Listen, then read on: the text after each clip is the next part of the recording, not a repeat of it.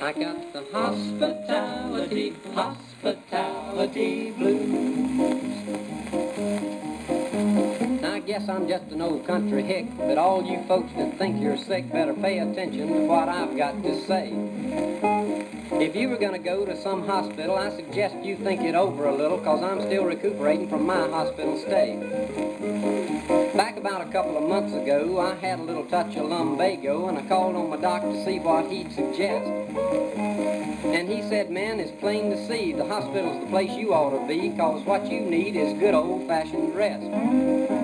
Now, by the next morning, I felt pretty good, but I thought I had to go since he said I should, and I got to the hospital along about 9:45. Well, I got myself lost without much ado. Everybody I asked said they were lost too. Those halls and doors just seemed to have no end. The woman that admits she told me I was late turned right around and said, have a seat and wait, so that's what I did for about 2 hours and a half.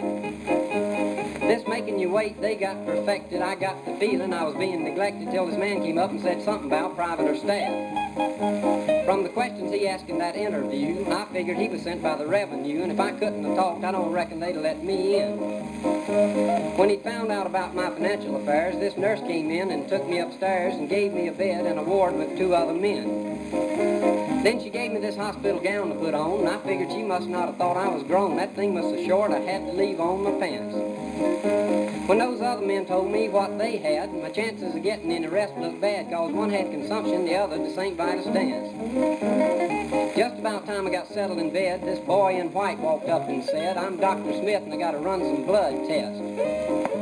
I said, wait a minute, fella, there's some mistake. My blood's all right, I just got the backache. And we had a big argument, and I come out second best. Now, he said he was a doctor, and I don't guess he'd lie, but I'm sure that the back of his ears weren't dry, and when I called him an intern, he said he wasn't that far yet.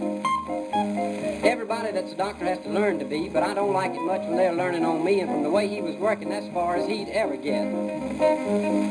After he'd taken all the blood I could spare, he got a sheet of paper and pulled up a chair and said, what brought you here? And I told him my 35 Ford.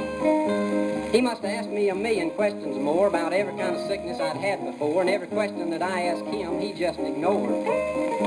Aunt Susie died of dropsy, but I'll never know what the devil that's got to do with lumbago, and the questions about my private life made me mad.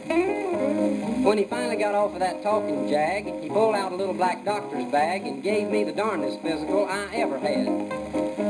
He beat on me with a hammer and tickled my feet and did some things I better not repeat. About the time he finished, another boy in white walked in. I found out that he was an intern there, and I want you to know he pulled up a chair and we went through that whole darn mess again. By the time I'd repeated my every disorder, I felt just like a tape recorder, and I asked him if the main doctor even knew I was there.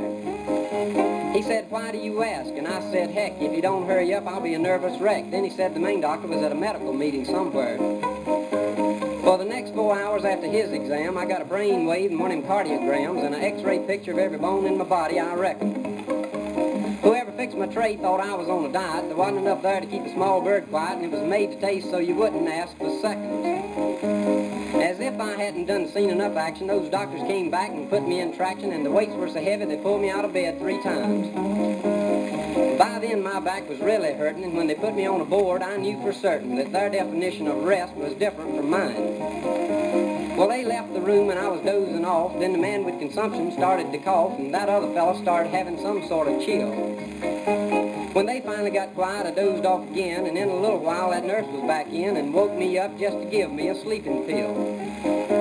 About 5 minutes after the nurse had gone, somebody down the hall cut a radio on, and so I rocked and rolled for the rest of the night.